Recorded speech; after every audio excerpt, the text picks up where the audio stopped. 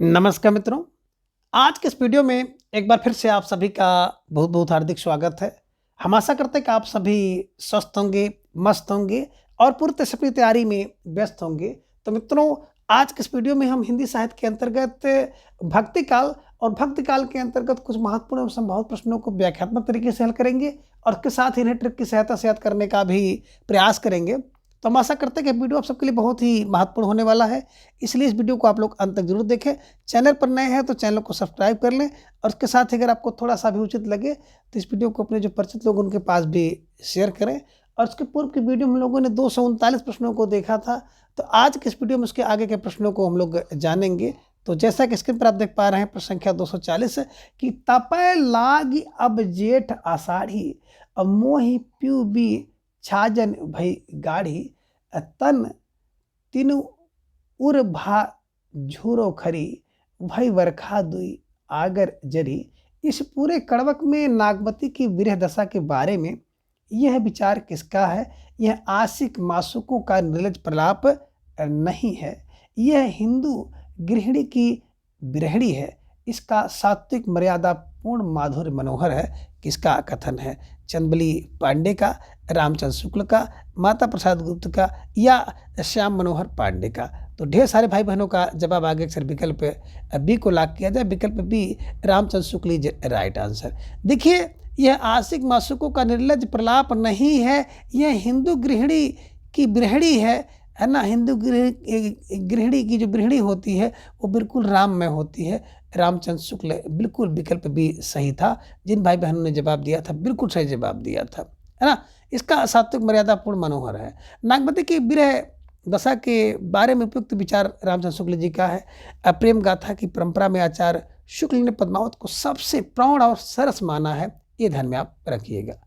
प्रश्न संख्या 241 है कि हिंदी साहित्य का सर्वश्रेष्ठ विरह वर्णन नागवती का विरह वर्णन किस ग्रंथ में संकलित है?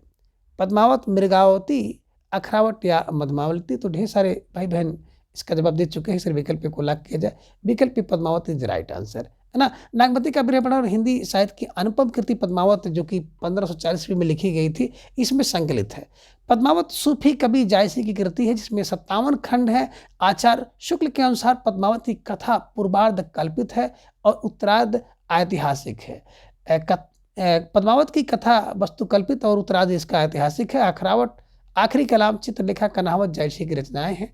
मृगावती 1501 में कुतुबन की अवधी भाषा की कृति है और मधुमालती मंझन की है।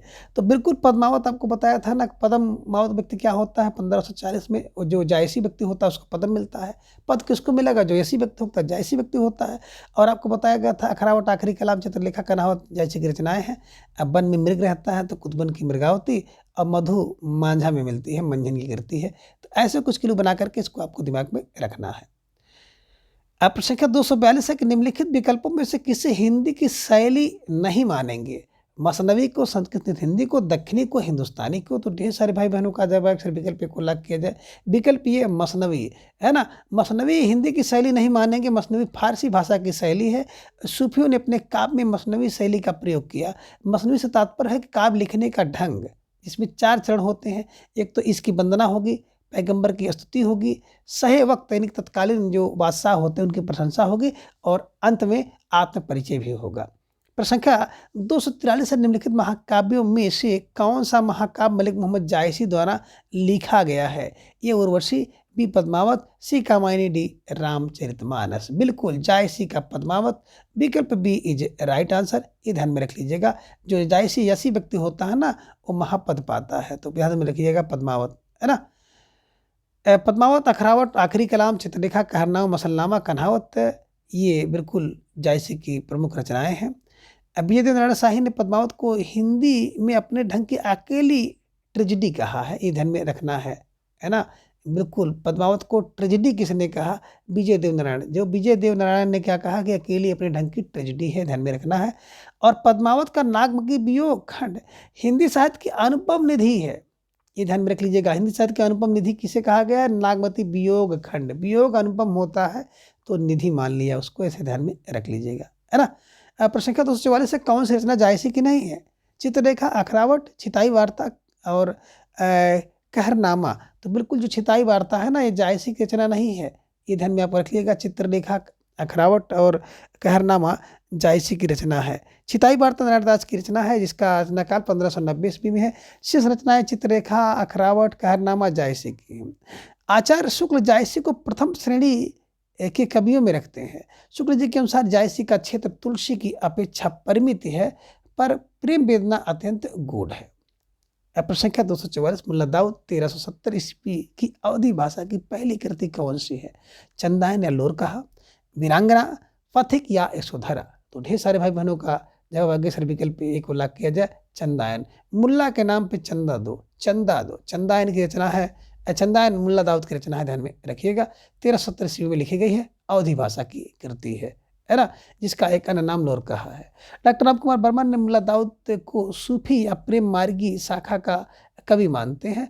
राम कुमार बर्मन ने मुल्ला दाऊद को अपने इतिहास ग्रंथ में संधिकाल के अंतर्गत रखा है। डॉक्टर माता प्रसाद गुप्त ने चंदायन को लोरकहा या लोरकथा नाम से संबोधित किया है। तो एक प्रश्न ये भी बन जाता है कि लोरकहा या कथा किसने कहा चंदायन को? तो माता लोरी की कथा, लोरी देकर कथा कौन सुनाती है? माता सुनाती है। तो माता प्रसाद गुप्त को ध्यान में आप लोग रख लीजिएगा। आचार्य शुक्ल ने कुतुबनकर मृदावती को सूफी प्रेम मार्गी की शाखा का प्रथम कवि मानते हैं। मुल्ला दाऊद ने चंदायन के नायक तथा नायिका लोर, जिसे लोरी के और चंदा माना है। तो चंदायन ने प्रयुक्त भाषा अवधि, प्रयुक्त छंद चौपाई दोहा और पथिक 1920 के रचनाकार रामनेत्र त्रिपाठी हैं, ध्यान में रखिएगा। यशोधरा 1932 में, इसके रचनाकार मत्स्य गुप्त हैं। वीरांगना उपन्यास के रचनाकार रामनेत्र त्रिपाठी हैं और वीरांगना कविता के रचनाकार केदारनाथ अग्रवाल हैं। तो वीरांगना नाम से आप देखेंगे दो रचना आपको मिलेगी, एक तो उपन्यास मिलेगा रामनरेश का और एक कविता मिलेगी जो कि केदारनाथ अग्रवाल की है। आचार्य रामचंद्र शुक्ल ने मुल्ला दाऊद के चंदायन का समय 1379 ईस्वी बताया है, ध्यान में रख लीजिएगा, है ना, 1379। अब प्रश्न संख्या 246 है कि तन चितवर मन राजा कहना, ही सिंघल बुद्धि पद्मिनी चीन्हा, पंक्तियां किस ग्रंथ की हैं? सीतायन, बीजक, पद्मावत, बिहारी सत्सई? तो बिल्कुल एकदम स्पष्ट है, पद्मिन पद्मावत, ध्यान में रखिएगा। और विकल्प सी को आप लोग बिल्कुल छाप लीजिएगा। तन चितवर मन राजा कीना, हे संगल बुद्धि पद्मिनी चीन्हा, मलिक मोहम्मद जायसी की कृति पद्मावत की है। जायसी हिंदी साहित्य के भक्तकाल निर्गुण प्रेमाश्री शाखा के कवि हैं। जायसी प्रसिद्ध सूफी फकीर शेख मुहदी, जैसे मुहिद्दीन के शिष्य थे और शेषा के समकालीन कवि थे, तथा उत्तर प्रदेश के अमेठी के निकट एक स्थान है जायस नामक नगर पे रहते थे। जायसी कृत जो पद्मावत है उसमें कुल 57 खंड है, ध्यान में रखिएगा। प्रिय अलंकार उत्प्रेक्षा है। पद्मावत की भाषा अवधि और इसकी रचना जो है, रचना शैली पर आदि काल के जैन कवियों की दोहा चौपाई पद्धति का प्रभाव पड़ा है। आचार्य रामचंद्र शुक्ल ने जायसी द्वारा रचित 3 ग्रंथ पद्मावत, अखरावट, आखिरी कराम का ही उल्लेख किया है। बीजक कबीरदास की बाणियों का संग्रह है। कबीर बिहारी की प्रसिद्ध कृति बिहारी सत्सई, सीतायन जो है मध्य भाषा के विख्यात साहित्यकार वैद्यनाथ मल्लिक जी से विधु द्वारा रचित एक महाकाव्य है, ध्यान में रखिएगा। प्रश्न संख्या 247 मलिक मोहम्मद जायसी ने आखिरी कलाम में किस बादशाह की प्रशंसा की है? बाबर, शहनशाह, शाहजहां, इसको आप शाहजहां कर लीजिएगा, शहनशाह को शाहजहां, और हुमायूं या फिर अकबर की?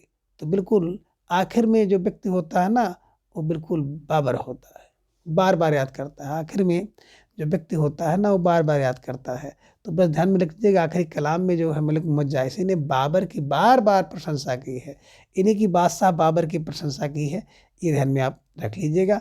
पद्मावत प्रणय गाथा है। अखरावट वर्णमाला के एक एक अक्षर को लेकर के सिद्धांत संबंधी तत्वों का, अखरावट अक्षर से संबंधित है, ध्यान में रखिएगा अक्षर। आखिरी कलाम की बात करते हैं, प्रलय से संबंध कथा तथा बाबर की प्रशंसा है। चित्रलेखा की बात हम लोग करते हैं तो लघु प्रेमक खानक है। कहरनामा आध्यात्मिक विवाह की चर्चा है और यह कहारवा शैली में लिखा गया है, ये ध्यान में आप रखिएगा। प्रश्न संख्या 248 है कि सूफी कवि किस शाखा से संबंधित थी? कृष्ण भक्ति शाखा, राम भक्ति शाखा, ज्ञानाश्रय शाखा या प्रेमाश्रय शाखा? तो आप सबका जवाब भी आ गया कि सर विकल्प डी को लाख किया जाए। विकल्प डी प्रेमाश्रय शाखा। आचार्य रामचंद्र शुक्ल ने हिंदी साहित्य के भक्ति काल को सर्वप्रथम शुद्ध दार्शनिक एवं धार्मिक आधार पर 4 भागों में बांटा। निर्गुण धारा के अंतर्गत ज्ञानाश्रय एवं प्रेमाश्रय तथा सगुण धारा के अंतर्गत राम भक्ति शाखा तथा कृष्ण भक्ति शाखा। सूफी कवि काव्य जो है निर्गुण धारा की प्रेमाश्री शाखा के अंतर्गत आते हैं। अब प्रश्न संख्या 249 है कि निम्नलिखित में से कौन सा कवि सगुण भक्ति धारा का कवि नहीं है? सूरदास, कुतुबन, रसखान या फिर नंददास। तो बिल्कुल आप सबका जो जवाब आया, बेटा आप सबका जो जवाब आया विकल्प D Nanddas is Kutuban is right answer, है ना। बात करते हैं कुतुबन की, तो कुतुबन सूफी कवि थे। ये चिश्ती वंश के प्रवर्तक शेख बुरहान के शिष्य थे और इनका संबंध सगुण भक्ति धारा से नहीं है। मृगावती की रचना 1501 ईस्वी में कुतुबन ने अवधी भाषा में तथा दोहा चौपाई छंद में की थी। सूरदास, रसखान, नंददास सगुण भक्ति धारा के कृष्ण काव्य परंपरा के कवि है, ध्यान में आपको रखना होगा। अब प्रश्न संख्या 250, जायसी के पद्मावत में पद्मावती कहाँ की राजकुमारी थी? सिंघल द्वीप की, नागदेश की, अवंतिका की या चित्तौड़ की? तो ढेर सारे भाई बहनों का जवाब आ गया। अक्सर विकल्प को लॉक किया जाए, विकल्प ये चित्तौड़ इज राइट आंसर, है ना। देखिए जो जायसी की पद्मावती है वो सिंघल द्वीप की राजकुमारी थी, ये ध्यान में आपको रखना था। और पद्मावती के पात्रों और स्थानों का प्रतीकार्थ भी हैं, जैसे रत्नसेन मन यानी आत्मा के प्रतीक है, सिंघल द्वीप यानी कि हृदय तथा पद्मावती सात्विक बुद्धि या परमात्मा की प्रतीक है। तो ध्यान में रख लीजिएगा, यहाँ से भी प्रश्न बन जाता है ना। देखिए हृदय, हाथ से हृदय, हाथ से सिंघल, है ना। यहाँ पे देखिए रत्नसेन मन और पद्मावती सात्विक बुद्धि या परमात्मा की प्रतीक है, ध्यान में रखना होगा। अब प्रश्न संख्या 251 है, उन्होंने सामान्य हृदय तत्व की सृष्टि व्यापनी भावना द्वारा मनुष्य और पशु पक्षी सबको एक जीवन सूत्रबद्ध देखा है। तुलसीदास, सूरदास, जायसी या फिर घनानंद। तो 251 का बिल्कुल आपका प्यारा सा जवाब आ गया। अक्सर विकल्प सी को लॉक किया जाए, जायसी इज राइट आंसर, है ना। जायसी ने क्या किया है कि समान हृदय तत्व की सृष्टि से सभी को देखा है, ये ध्यान में आप रख लीजिएगा। यह कथन जायसी के बारे में आचार्य राम शुक्ल ने कहा था कि जायसी भक्त काल के प्रेमाश्री शाखा के प्रमुख कवि हैं और उनके द्वारा रचित पद्मावत, अखरावट, आखिरी कलाम आदि इनके ग्रंथ हैं। प्रश्न संख्या 252 है कि तन चितवर मन राजा कीना, हे सिंघल बुध पद्मिनी चीन्हा, गुरु सुआ जहि पंथ दिखावा, बिन गुरु जगत को निर्गुण पावा। उक्त पंक्तियां पद्मावत की कौन सी विशेषता पर लक्षित होती है ना। तो आपको जवाब देना है। विरह की अतिरंजित वर्णन है, लौकिक प्रेम द्वारा अलौकिक का संकेत है, नारी विषयक अनुदात्त अवधारणा है या धार्मिक असहिष्णुता है। तो बिल्कुल सही जवाब आ गया। अक्सर विकल्प बी को लॉक किया जाए, लौकिक प्रेम के माध्यम से, यानी कि लौकिक प्रेम द्वारा अलौकिकता का संकेत इज राइट आंसर। जिन भाई बहनों ने विकल्प बी का चुनाव किया था बिल्कुल सही जवाब, बेहद तैयारी आप सबके यहाँ पर दिख रही है, निश्चित रूप से आप सब बधाई के पात्र हैं, है ना। पद्मावत मलिक मोहम्मद जायसी द्वारा रचित सूफी काव्य परंपरा का प्रसिद्ध महाकाव्य है। उस महाकाव्य में कुल 57 सर्ग हैं और मलिक मोहम्मद जायसी की अन्य पद रचनाएं हैं पद्मावत, अखरावट, आखिरी कलाम, चित्ररेखा और कहरनामा। इसको इतनी बार आप लोग पढ़ लीजिए कि परीक्षा में किसी भी तरह से प्रश्न आए बिल्कुल आप उसको बना के आएँ। आप प्रश्न संख्या 253 है कि इनमें से अवधि की प्रारंभिक कृति मानी जाती है चंदायन, मधुमालती, मृगावती या फिर चित्रावली। तो ढेर सारे भाई बहनों का जवाब आगे अक्सर विकल्प ये को लॉक किया जाए, चंदायन मुल्ला दाऊद की रचना है, ये ध्यान में आप रख लीजिएगा, है ना। अवधि की प्रारंभिक कृति इसे माना जाता है डॉक्टर रामकुमार बल्ला ने मुल्ला दाऊद कृति चंदायन जो कि 1379 ईस्वी को अवधि की प्रथम काव्य कृति तथा मुल्ला दाऊद को सूफी या प्रेम मार्गी शाखा का प्रथम कवि माना है। डॉक्टर माता प्रसाद गुप्त ने चंदायन को लोर कहा या लोर कथा का नाम से संबोधित किया है। अभी आपने इसको इसके पूर्व वाले प्रश्न में भी देखा था। चंदायन पूर्वी भारत में प्रचलित लोरिक और उसकी पत्नी मैना व विवाहिता प्रेम का जो है चंदा की प्रेम कथा पर आधारित है। मृगावती 1503 ईस्वी में अवधी भाषा में रचित कुतुबन की कृति है। मधुमावती 1545 ईस्वी में इसके रचनाकार मंझन है। अवधी भाषा में दोहा चौपाई छंद में रचित है। चित्रावली 1613 में सूफी प्रेमाख्यानक काव्य कृति के रचनाकार उस्मान थे। प्रश्न संख्या 254 है कि जायसी ने नागमती वियोग खंड में 12 मासा का प्रारंभ किस मास से किया है? वेरी वेरी मोस्ट इंपॉर्टेंट प्रश्न है। चैत, बैसाख, ज्येष्ठ या फिर आषाढ़। तो बिल्कुल ढेर सारे भाई बहनों का जवाब आ गया कि नागमती का वियोग खंड जो है इतना आषाढ़ नहीं है, नागमती का वियोग खंड आषाढ़ नहीं है, यानी कि आषाढ़ माह से प्रारंभ होता है, ये ध्यान में आपको रखना होगा। जायसी ने नागमती वियोग खंड में 12 मासा का प्रारंभ आषाढ़ माह से किया है। 12 मासा मलिक मोहम्मद जायसी द्वारा रचित महाकाव्य पद्मावत के नागमती वियोग खंड का एक अंश है। इस खंड में राजा रत्नसेन के वियोग में संतप्त रानी नागमती की विरह व्यथा का वर्णन किया गया है।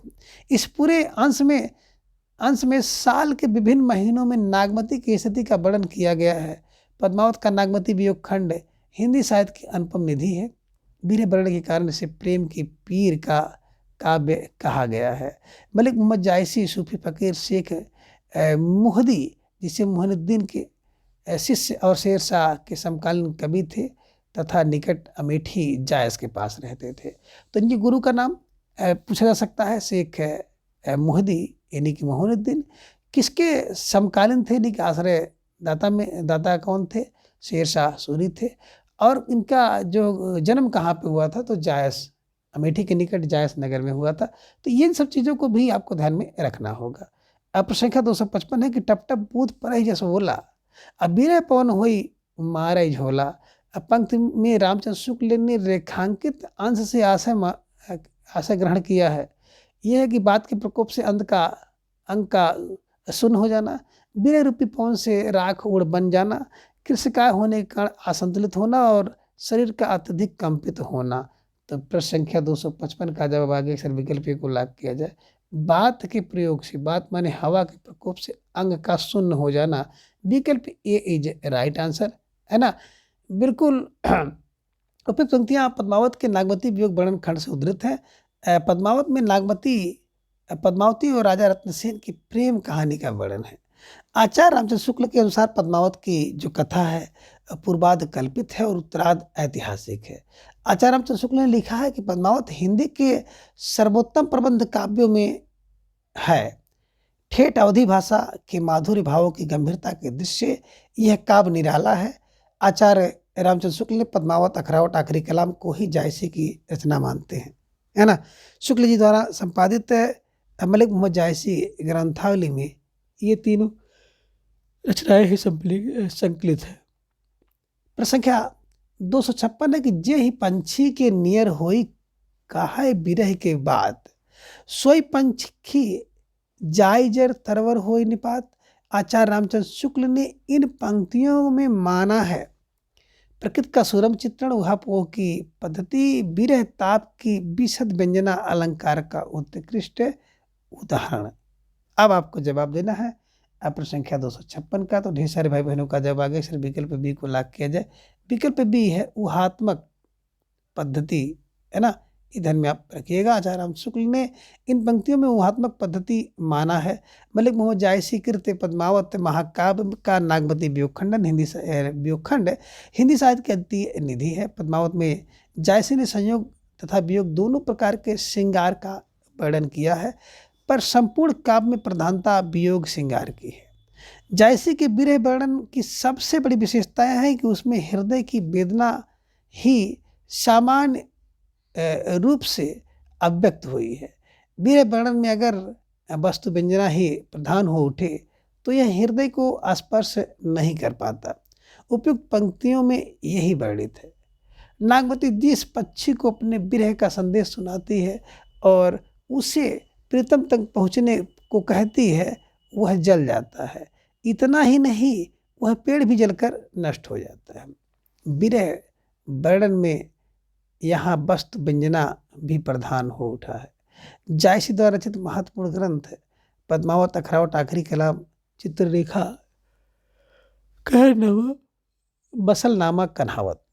आखिरी कलाम बाबर के समय लिखी गई थी, जिसमें बाबर की प्रशंसा है। प्रसंख्या 257 है कि प्यू सो कहूँ संदेशड़ा है भंवरा है काग, सो धन बिरह जर मुई ताहिक धुआ हम लाग। में भंवरा व काग को अलग अलग संबोधित करने की व्याख्या के प्रसंग में आचार्य रामचंद्र शुक्ल का कथन, यह अलंकार का प्रभाव है। रंग की समानता से यही संभव है, आवेग की दशा में यही उचित है और छंद की जो पाद पूर्ति हेतु किया गया है। आपको जवाब देना था, तो ढेर सारे भाई बहनों का जवाब आ गया कि आयोग की दशा में यही उचित है। आयोग की दशा में ही उचित है। विकल्प सी इज राइट आंसर। उपयुक्त पंक्ति में भौरा व काक को अलग अलग संबोधित करने की व्याख्या के प्रसंग में आचार्य रामचंद्र शुक्ल का कथन है कि आयोग की दशा यही उचित है। मलिक मोहम्मद जायसी भक्ति कालीन काव्यधारा की निर्गुण प्रेम मार्गी सूफी शाखा के प्रतिनिधि कवि हैं। जायसी को हम विप्रलंब श्रृंगार का प्रधान कवि कह सकते हैं। उपयुक्त पंक्तियों में रानी के हृदय में सहानुभूति की संभावना होती कैसे है, यह समझकर होती है कि भौरा और कौवा दोनों उसी गृहाग्नि की धुएं से काले हो गए हैं जिसमें मैं जल रही हूँ। सब दुख भोगनियों में परस्पर सहानुभूति का उदय अत्यंत स्वाभाविक है। जायसीकृत पद्मावत में कुल 57 खंड है। इनका प्रिय अलंकार उत्प्रेक्षा है। पद्मावत को अवधि का प्रथम महाकाव्य माना जाता है। इसकी भाषा ठेठ अवधि है। पद्मावत को प्रतीकात्मक काव्य कहा जाता है। विजयदेव नारायण शाही ने पद्मावत को हिंदी में अपने ढंग की अकेली ट्रेजिक कृति कहा है। प्रसंख्या 258 है कि मन अति भयो हुलास बिगस जनु कोक किरण रवि अरुण अधर तिय सधर बिंब फल जान कीर छवि। पद्मावती की माता, पद्मावती के पिता, पद्मावती या पद्मावती की सहेली। तो 258 का जवाब आप सबको देना था और ढेर सारे भाई बहनों का जवाब भी आगे अक्सर विकल्प सी को लाग किया जाए। ये पद्मावती का कथन है, यही ध्यान में आपको रखना था, है ना, कि मन अति भयो हुलास बिगस जनु कोक किरण रवि अरुण अधर तिय सधर बिंब फल जान कीर छवि। उक्त काव्यांश पद्मावती के उल्लास का उल्लेख है।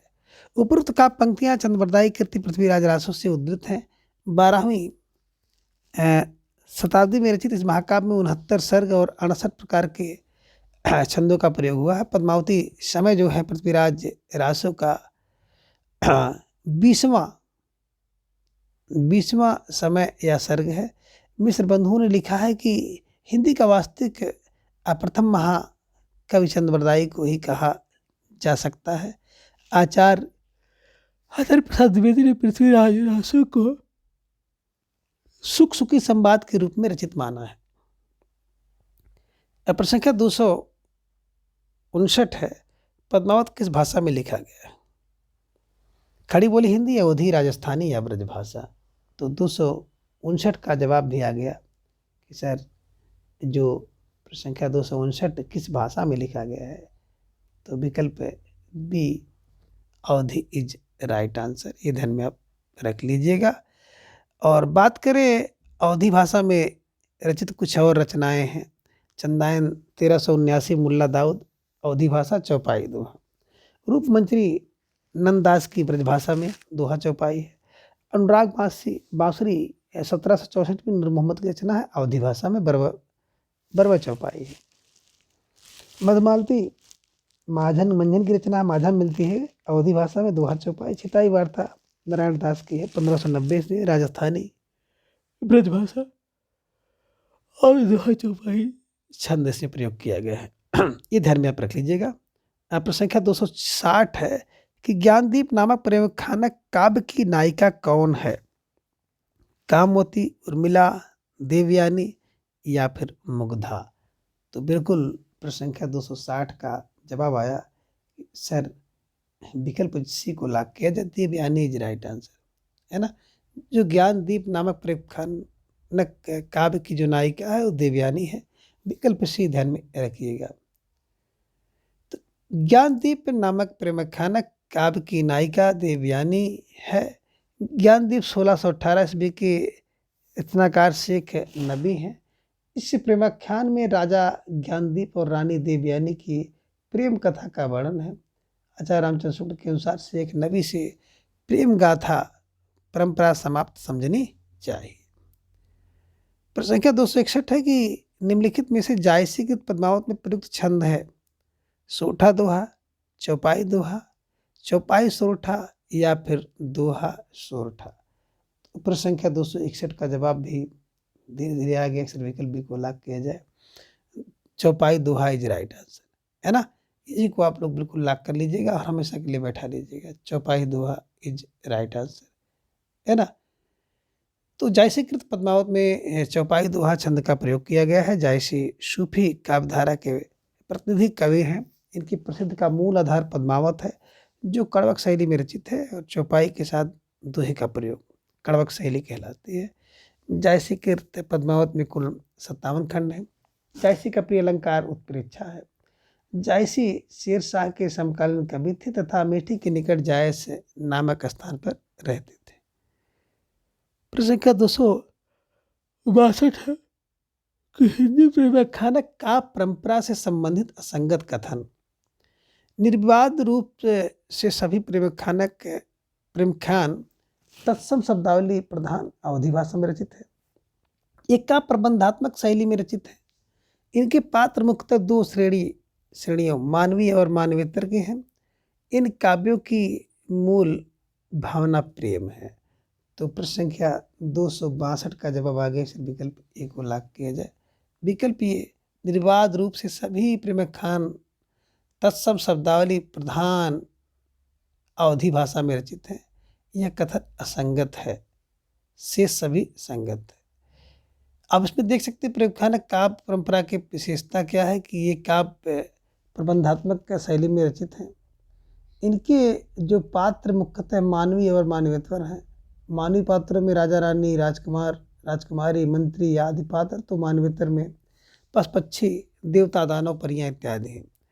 सभी कथाओं में नायक पराक्रमी प्रेमी, जबकि नायिका आदित्य सुंदरी सुकुमारी व प्रेम रोग से ग्रस्त है।